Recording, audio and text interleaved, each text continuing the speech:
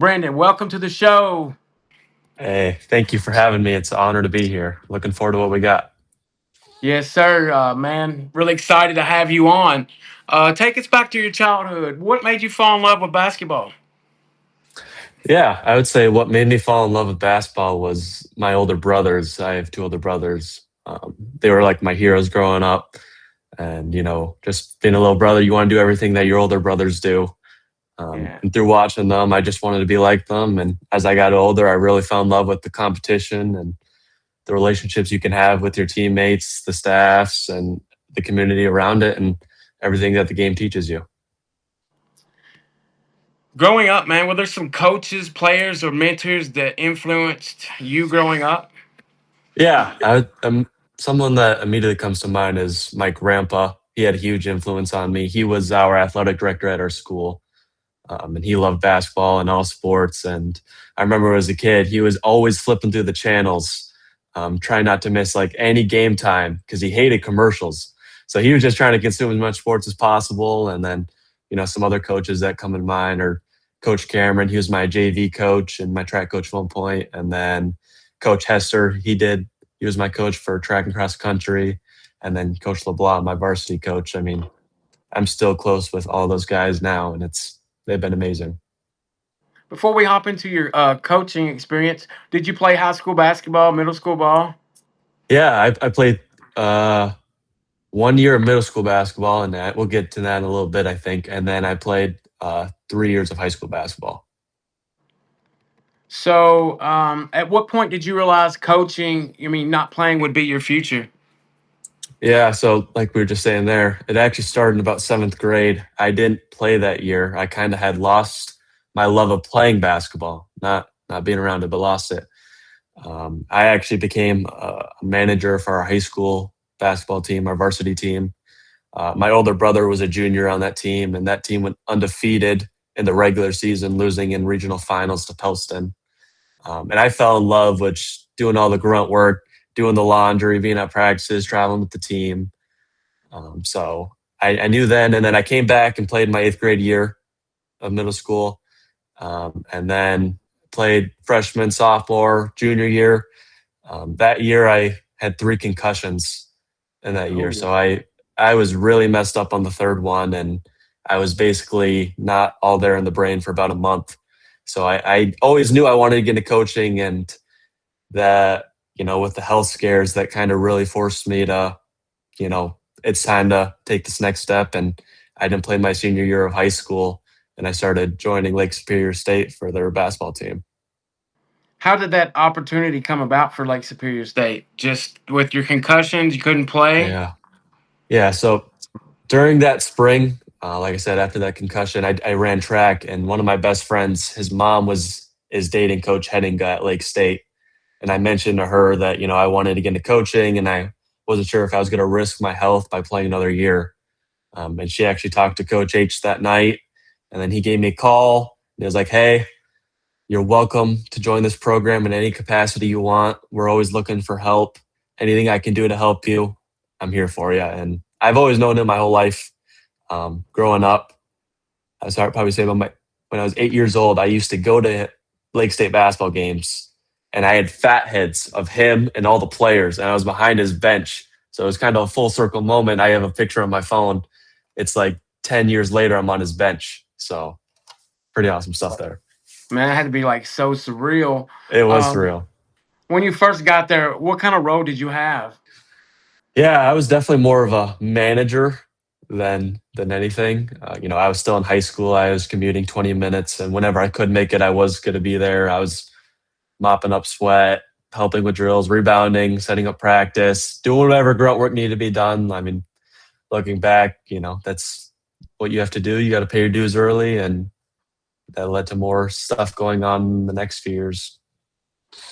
Most fans only see what happens on game day. You guys, coaches on the bench. Just if you're on TV, like what are some behind the scenes, responsibilities that people don't see that coaches have, do?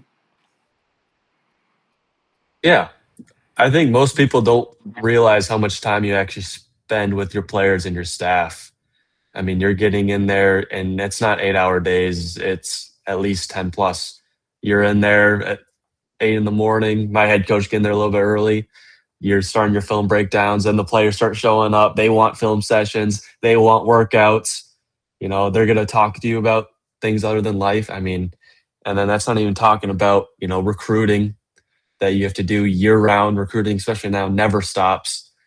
And then fundraising, especially being at a D2, we rely a lot on donor money to, have success. And then operationally, like planning trips, who you're going to play that following year, and all those other decision makings that have to get done in order for you guys to be successful on the court. You only graduated in 18 months. How difficult was it balancing those academics with your coaching responsibilities? Yeah, at times it was very difficult. I had a few semesters. I had 19 and 20 credits. And I also tried to take summer classes every chance I could get. But it was very difficult. But I had really good advice. My junior high school, I took a visit to Michigan State, and I talked to Coach Wojcik, who's their head assistant there, and he told me, you're never going to be able to play collegiately, and that's part of the ways you can break into basketball is being able to play with the players. And he said, you have to do everything in your power to stand out. And that really meant a lot to me and kind of changed the way I was going to accomplish things in order to actually stand out and land a job like this eventually. So, Wow, man. It seems like, I don't know, you stayed on the grind, you stood out. What lessons from those early years that still impact you from, early on at Lake State? yeah, the biggest lesson that I can think of is, like I said, as a manager, there's no job that's beneath you. I mean, every head coach, all the people that made it, they'll tell you, you got to earn the trust. And part of earning the trust is doing the small things right. Even though they're small, they have to get done. And if you do it right, that leads to getting more and more responsibilities. And I'd say second is to be a servant leader. My job is to serve our players, our coaching staff, everyone around me. I'm here to help serve them, and that helps build the culture of what we want. And if everybody's helping each other, I mean, think about the work you can get done.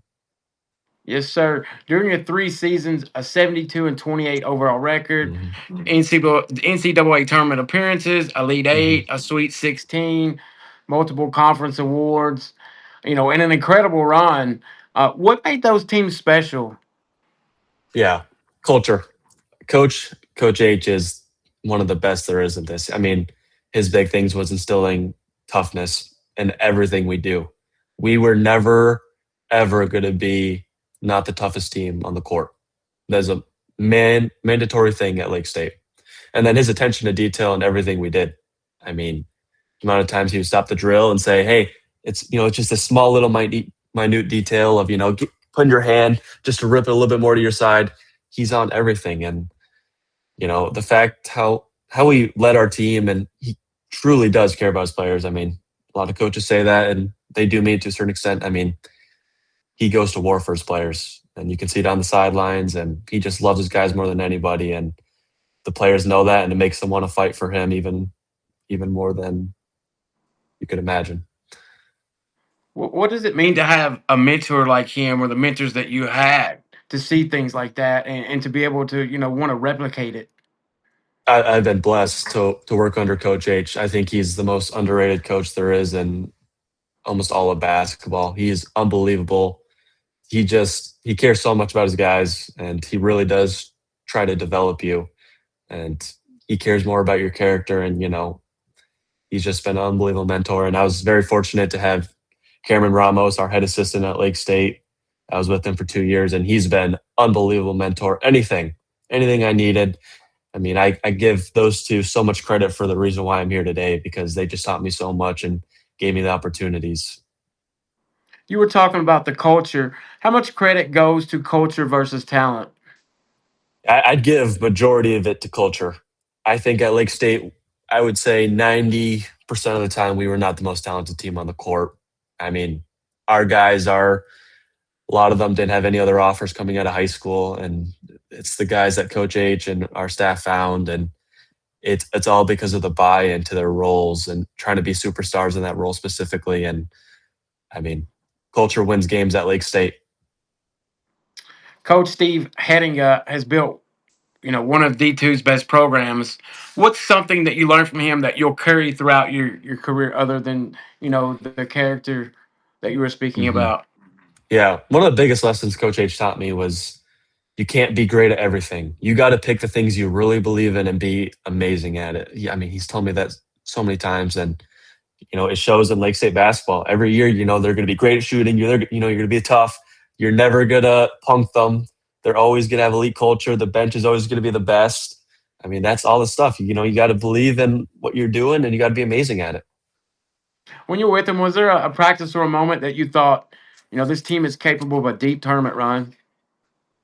Yeah, I wouldn't say it was a moment. It was more of our roster, especially the second year I was there. Adam Harricow, who's a D1 player at Western Michigan, great player, and Nino Carter Smith, who's going to be a D1 player at Northern Illinois. Those guys were coming off our bench, so I knew we had a deep roster, and I knew our culture was, like I said, I can talk about it all day, so elite that I knew we were going to have another deep run. The Elite Eight season that was historic. Walk us through Yeah, the NCAA tournament experience. What was the locker yeah. room like? Oh my gosh, it was incredible.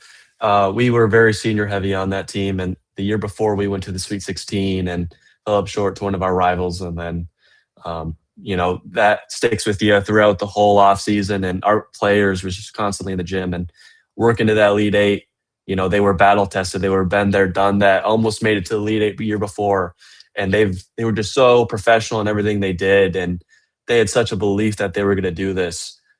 It was honestly just incredible to be a part of that.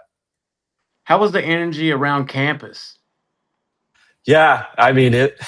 We always say, we might not get many people in the stands at the beginning, but once they find out Lake State basketball is good, I mean, when you come March, those gyms are packed. I mean, everybody was a part of it, and it was great. I wish we could have gone further, but when we got back, our community was waiting for us as the bus pulled in, and it was really special, and it was awesome for us to honor our seniors. For them to get that coming home party. Following season, you lose 8 of your top 10 Yeah. guys. How challenging was it to rebuild that? Almost the entire roster. Yeah, it was very difficult. You're not just replacing the talent there. We had unbelievable leadership, some of the best leaders I've ever seen in my life. But I got to hand it to our guys last year. We started off not the best, going 3-7 in our first however many games, and they really just stepped up and they believed in it throughout the whole year. And there were some times where it looked really difficult, but the guys that returned and eighth, ninth men, they're our top three guys this year, and they really stepped in that leadership role, and it was honestly awesome to watch because everybody was kind of like stayed out, but we made that serious push at the end and probably should have got back into the tournament. And who knows what happened.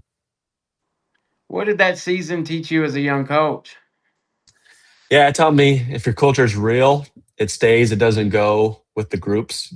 Losing. I think we had 16 years that year, and like I said, leaders. So I mean, losing those guys, you have some nerves. Like, is Lake State still going to be the same Lake State? Based on principles and because they were taught from the seniors above and the seniors before, it stayed, and it pushes you through a 3-7 start, and you make a run and you go 10-12 in your last 12 games. You know what I mean? So if you do culture the right way, it stays forever. How important is it to have great leadership on a basketball team? I mean, it's everything. You hear all the coaches, they talk about player led teams, and that's what we had. And I can't speak to you about the volume of character our guys have at Lake State. These people are unbelievable. What do you think is the biggest key to player development? Honestly, I would say it's the trust aspect. I mean, the players are only going to get as much as they put into it, and part of them, getting the most of that is believing that your coaches have a plan for you, and sometimes you might not be playing, but that they have a plan to develop you, and that they're going to do, they're going to put the effort and time into not just being there, passing you the ball, shooting and stuff, but they're going to be detailed in their plans, and that they're going to show you film on how to get better. It's it's all about the trust and the effort from the coaching staff. How individualized is development today? Yeah, I can only speak from at Lake State. We separated our guys into guards, wings, and bigs. So those were our. I think we worked out 2 days a week when we weren't practicing. Those would be the groups that we would do on those days. But there would, we had a few guys that would come in and just want individualized work. I know, some the guards want to work more on their floaters and their ball handling more than a big needs to do. So I would say, I can only speak for Lake State. Um, haven't really seen it at UT Martin yet, just because we haven't had players here yet. But So your program produced defensive players of the year, freshman of the mhm. year. You had multiple all conference players. How much of that happens in workouts versus film study? Yeah, that's a great question. I'd say a lot of it does come from the work that the players do and practice, and what's their effort like? Are they taking it seriously? Are they trying to simulate this in game? Are they really pushing to failure? That's where the growth happens. I mean, I think those two go hand in hand though, because our best players also watch most of the film. I mean, they're the ones dedicated to not only getting better on their craft, but trying to understand their opponents, and then also having that ability to reflect on their own game and how they can improve. What's one area that you believe a college player needs to improve if they want to play professionally? Yeah, I would say consistently in decision making. If you can't just consistently make smart decisions, it becomes so much harder to keep you on the floor. If you're blowing defensive assignments, I mean, you're going to get subbed out so fast. If you're turning the ball over too much, you're getting subbed out quick. Being able to make decision making at a high level consistently, man. What's one skill that's becoming more valuable every year in basketball? Yeah, I would say toughness. The game keeps evolving, but I still think 9 times out of 10, the more tougher team wins. It's all about, physically, can you handle the impact of the game, and mentally, can you process it? Are you strong enough to, you know, come back after a 12-0 run?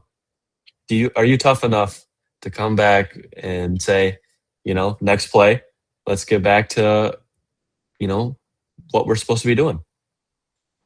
Absolutely. Uh, Video analytics and scouting. Video coordinators have become one of the most important people or positions in college basketball. For people who don't know, what exactly does a video coordinator do? Yeah, I'd say a video coordinator, in simple terms, is responsible for breaking down film of your team and the opponents.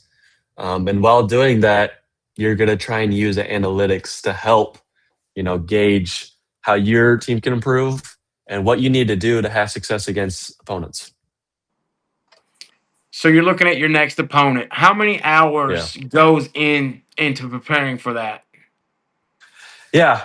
A lot of it does depend on, your coaching staff and how you guys break it down. At Lake State, Coach Ramos and I, we split at half. He had Thursday scouts, I had Saturday scouts. So normally I'm going to spend at least 3 hours on personnel, and I'm watching all of our opponents. They're probably their top 10 players. I'm going to watch their offensive tendencies, watch all their makes, turnovers, try and figure out stuff we can exploit and other stuff that we need to be prepared for. And then I would probably move on, and I'm going to be watching offensive clips as a team, and that will take me at probably 3 or 4 hours as long with that. And I'm trying to get play breakdowns. I got my earbuds in. I'm trying to listen for certain play calls and noting that. And then after that, you're going to go to defense, which for me doesn't take much longer because I didn't have much say on what we're going to run offensively, but I needed to be prepared for it so I could tell Coach H just what they want to do, and then you're going to go back, and if it's a conference team, you're going to watch previous games that you played with them if it's a similar head coach or the same head coach from prior to figure out what they did against you last time and what you can expect. What was your weekly routine like? Yeah, at Lake State, I'd get there in the morning. And the first thing I normally want to do is get film done. I want to start breaking down our opponents. I really want to get a good idea early in the week on what we're going to be playing. Like so in season, even though I don't have Thursday scout, I want to know what offense are they running, what players do we got to worry about, because I got to run scout team and I need to have some idea if we're going to have successful practices leading up till game day. And then I'd say right about probably Wednesday night, I fully put my attention to Saturday scout, and then I'm really, like I said, just mentioned earlier about what I do to scout an opponent. I'm doing that all for the team on Saturday. How much film do the players watch? It really depends on the player. I remember one of our point guards, Devin Womack. He was on that Sweet 16 Elite 8 team. He watched so much film. I mean, you go to his hotel room on the road. He's got Flow Sports. He's watching games from other teams in the league. I mean, just basketball junkies. And then there's other guys where, they're not much. They're not watching much film at all in their own time, other than our scout. It really does depend on players. Did your guys enjoy watching film? I know that you talked about the point Yeah, guard. He must have yeah, enjoyed it, or he was just simply had a grind of wanting to get better. yeah. I think that one again depends on person. Like I'd say at Lake State, a lot of them do love to just watch film. They want to know how they can improve. At least all the players are wanting to watch that stuff. About them, their ability to watch other teams in the league and stuff, not as much, but it does depend on the player quite a bit there. When you're scouting another team, what are the first things you look for? So I always start with personnel, and then from there, I want to understand who their players are, how they score, what they do best, and then after that, I want to see how they want to play and how they have won games. That's most important to me because if we can figure that out, work backwards. How do we take away what they want to do? You spoke about analytics a little earlier. How much has analytics changed basketball over the last decade? It has changed so much. I mean, think about it. You got some teams now crashing five. I mean, historically, what you normally send in at least two back, Mhm. and then look at how many threes everybody's shooting. It's almost the majority of the shots now. Everybody's thinking about what's the best points per possession. Mid ranges are starting to die off. Everything is either rim or threes at this point. Absolutely. It's everybody wants to score fast and shoot the three. It's Yeah, like get the ball, score 3 to 5 seconds, defend, and do it all over again. yeah, Um, what statistics do coaches care about that fans never mention? yeah. Something that immediately comes to mind is offensive rebounding. I mean, being on those courts when a team is just constantly getting offensive rebounds on you and they're getting kick out threes. I mean, I don't know if there's anything more demoralizing than playing a great defensive possession and not getting the rebound and them still scoring. And then another one I would say is shot quality. I mean, we all fall in love with the Michael Jordan mid-range shots, but in today's game, if you're not shooting that at such an elite percentage, it's better to shoot a three or a layup. So that's something that I don't think fans understand as much anymore. Your Lake Superior teams were ranked nationally in several categories. How intentional was that style of play? Very intentional. Like I said earlier, Coach H, you can only be great at so many things, right? Really got to focus in, and those things that we were elite in, it's because that was the emphasis in practice every single day. Recruiting has changed dramatically with NIL, the transfer portal. You have roster limits, even with social media. How different is recruiting today than even 5 years ago? Yeah, it's a great question. I can't speak for 5 years. I obviously wasn't in the game, but I mean, we all see it. Players get paid now.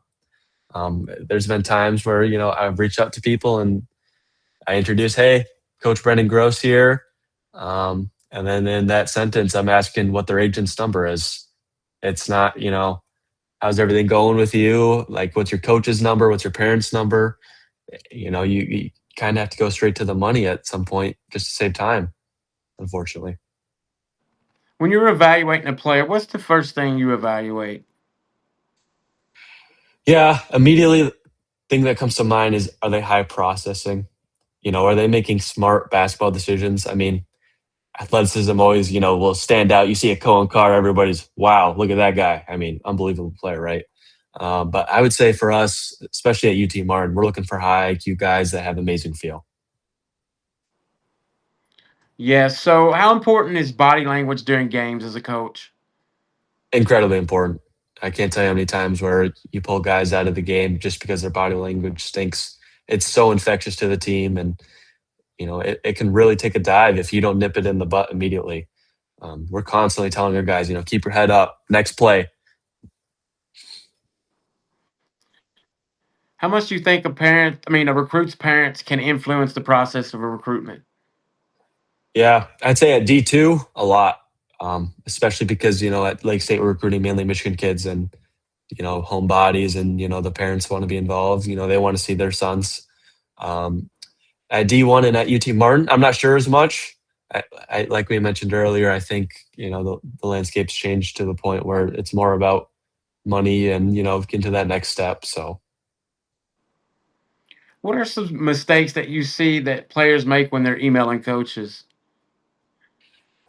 uh, definitely not doing their research on their team, just mass emailing. I mean, you get one of those unless it says 7 foot or anything on there, it's instant delete if you know it's a mass email. Like I would really appreciate if when players send an email, hey, I saw you guys were fourth in defense nationally last year and scoring. I really think I'm a great defensive player. I think my length could bring this to the table.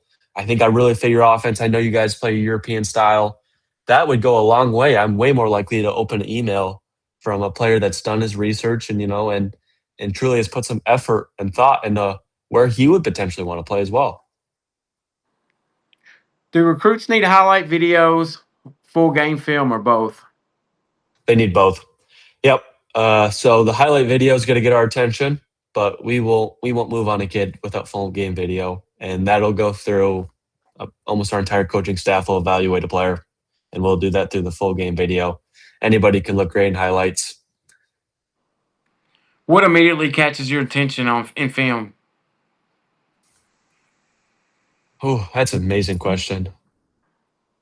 It's highlights is one thing, like I said, because everybody can look good. When we're watching full on games at UT Martin, we're looking for high IQ guys. So, are they making the right passes? Are they hitting the one mores? Are they throwing good bounce passes? Like what? I mean, you can see on the feel that the player has on the court. Are they elite shooter? I mean, that stuff's always going to work out well for you. What do you think's an underrated trait that doesn't show up in the box score? Toughness. I know it does on rebounding, but defensively, other than like steals and blocks, but that doesn't take into account deflections or are they diving on loose balls, what kind of teammate they are. I'd just say toughness. I mean, from being from Lake State, I mean, that's what the guys we were looking for were. Just tough guys. Yeah, 100%. If you have two players that are equally talented, what separates one from the other? Basketball IQ. Which one processes the game better? Because yeah, I mean, D1 is just so fast. You got to be able to make great decisions consistently at this level. Otherwise, you won't play. Again, congratulations again on joining UT Martin. How did this opportunity come together? Yeah. This came from, I would attribute a lot of it to my Twitter. Um, I got inspiration from Isaiah Tavares. He's at Arkansas State now. He's the manager at Syracuse. He's kind of Twitter famous. He's a student manager there. And he did offensive breakdowns for D1 teams. And I was very inspired by that. And being a D2 guy, I started doing a very similar thing to him. And I did D2 offense breakdowns. And that I did, three pretty big teams to start. I did Nova and Northern Michigan. And those two videos went kind of viral.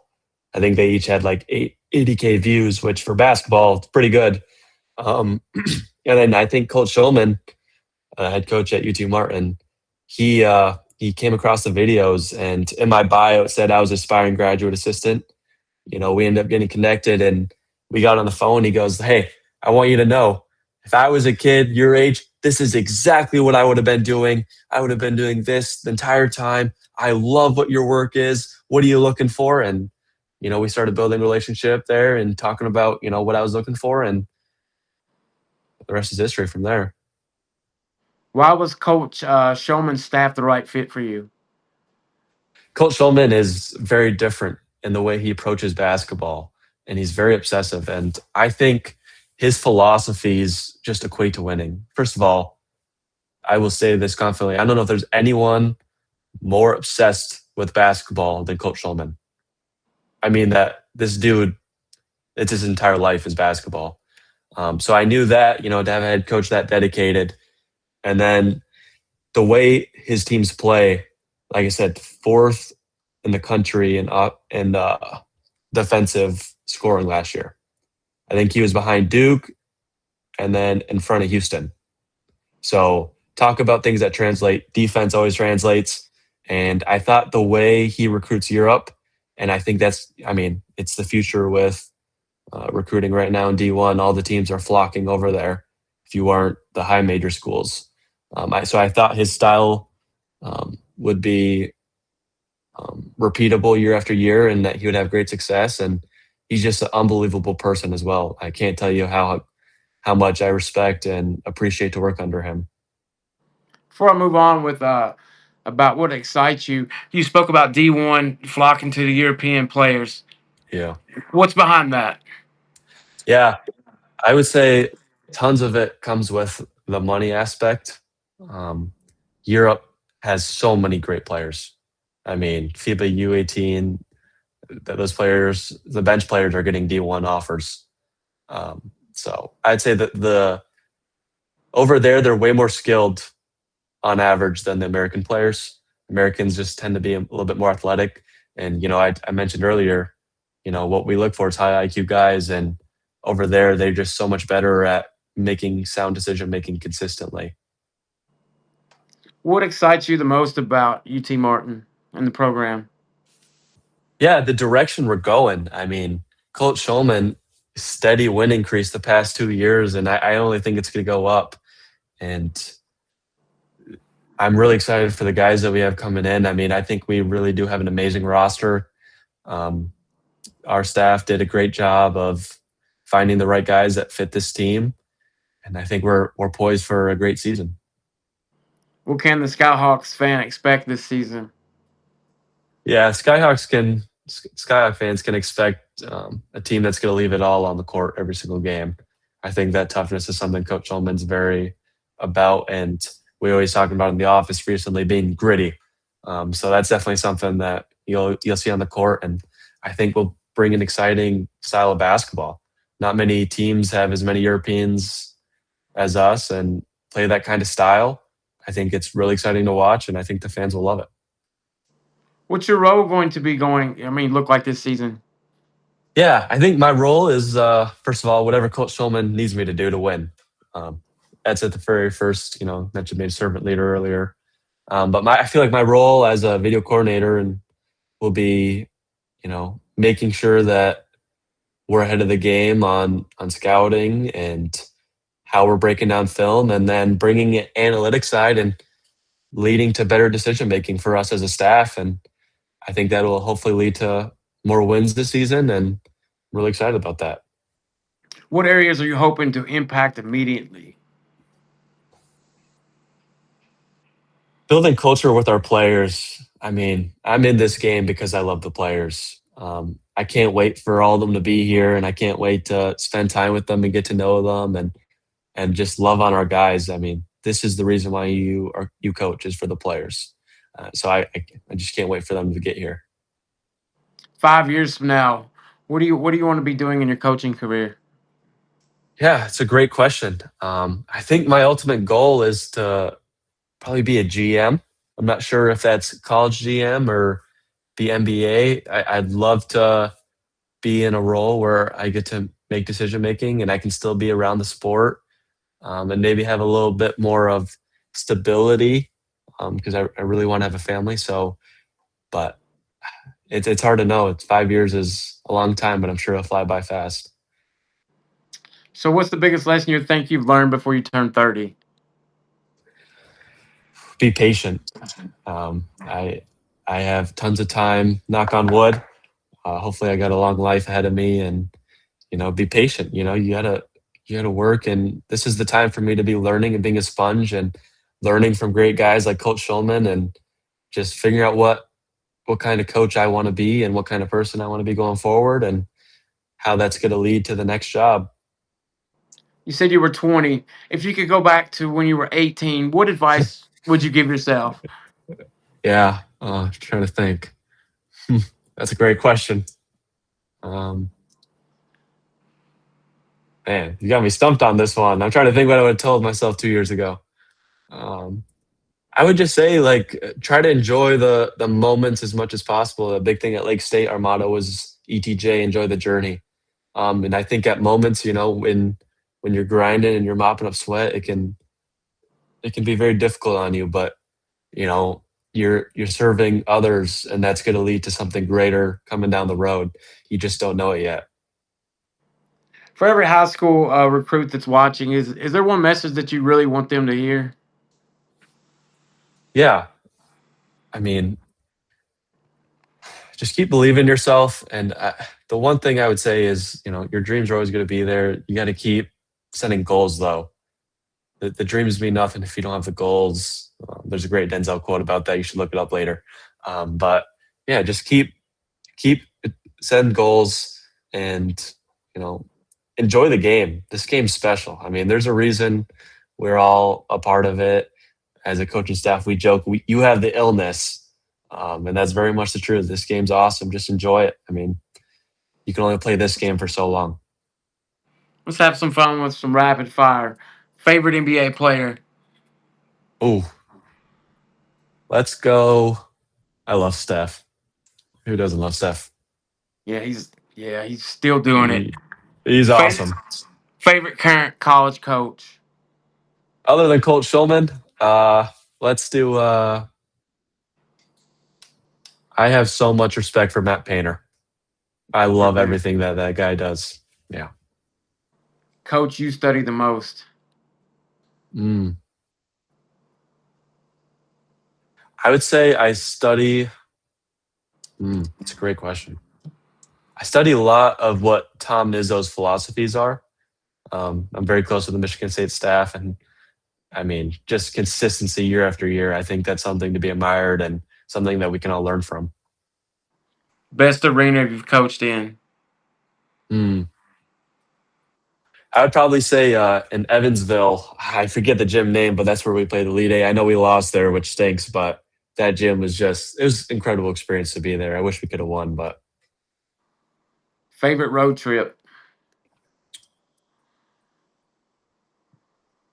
I love going to Wisconsin Parkside. It was a long drive. It was like an 8 hour drive at Lake State in a bus, but Kenosha, Wisconsin was super cool. The town's kind of old, and it was just awesome to be there. Favorite basketball movie? Coach Carter. Nice. Favorite TV show? Oh, it's either Suits or Ted Lasso. Ted Lasso. I love that Oh, I show. love it. I was just watching it earlier. Love it. Favorite pregame meal? This is for my Lake State people. We do breakfast every single pregame meal, so I'll go French toast here. Coffee or energy drinks? Okay, I haven't drank either of those ever in my life. I only drink water. You don't drink Yeah, anything else other than water. other than water. Yeah, That's incredible. That's a heck of an accomplishment. yeah. Early morning or a late night worker? Late night. Best player you've coached? Tyson Edmondson. Toughest player you've coached against? Oof. I would say Dylan Cool from Northern Michigan. That dude's just a monster to game plan for. Or Marcus Thomas from Michigan Tech. One coach everyone should know? Coach Schulman. I mean, what he's doing is revolutionary in college basketball. One word that describes your coaching style. I'd say love. Everything with me comes from a place of love, and my players know that. And we will have some hard talks, but at the end of the day, they know I love them as a person, and I care more about what they do off the court than they do on the court. If you weren't coaching, what would you be doing? I would be doing something uh, probably trying to help as many people as I can. I think that's my end goal with all of this is to help as many people as I can be the best versions of themselves. I'm not sure what capacity that would be at, but something like that. I have a few fan questions. What Yeah. books have helped shape you as a coach? How to win friends and influence people. I mean, that is the life guide on how to handle relationships with people. What software do you use the most for film breakdown? Yeah, at D2, all we had was Synergy, so that's all I've used. But at D here at UT Martin, I have access to Huddle Sports Code, so I'll be getting my feet wet with that, and it'll probably be mainly Huddle going forward. How much communication happens between assistants during games? A lot. You're not going to have ones that like cross the bench except during like timeouts or halftime, but the one sitting next to you, you're constantly talking about stuff. What's one misconception fans have about college coaches? That their life is easy. They think that just because you're coaching basketball, it's not the same as, granted they have some points, it's not the same as, blue collar work of, 6 in the morning till however late. But these coaches, they don't have much time. What separates D1 from D2 behind the scenes? Now I would say it's all part of the NIL game. I mean, paying players, most D2s don't have any NIL money, and Division One can poach D2. It's never the other way around. Brandon, this has been an outstanding convo. I appreciate you the time to join us. Behind the scenes look at what it really takes to build a career in college Mhm. coaching. Your journey from a student assistant at Lake State, earning a D1 opportunity at UT Martin. It's a testament to preparation, persistence, and you're making most of every opportunity. I know our viewers, whether they're aspiring coaches, student athletes, or parents, navigating the recruiting process, are going to take away a lot from this convo. I know I am. We wish you and the Skyhawks nothing but success this Mm. season. Would love to have you back on once the year gets underway. Talk about your first season at Martin. Mhm. To everyone watching, if you enjoyed today's episode, make sure you subscribe to Pure Prospects Podcast. Follow us over on X, Instagram. Follow us over on Facebook, and the Prospects Insider here on Substack. Also, this interview will be over on YouTube, so you can check it out. For Brendan Gross, I'm Cody Thomas. Thanks for tuning in, and we'll see you in the next episode of the Pure Prospects Podcast. Man, thank you so much for coming on, dude. Hey, thank you for having me. It was an honor. Really appreciate it. Yes, sir. Have a good night. Hey, you too. Good night.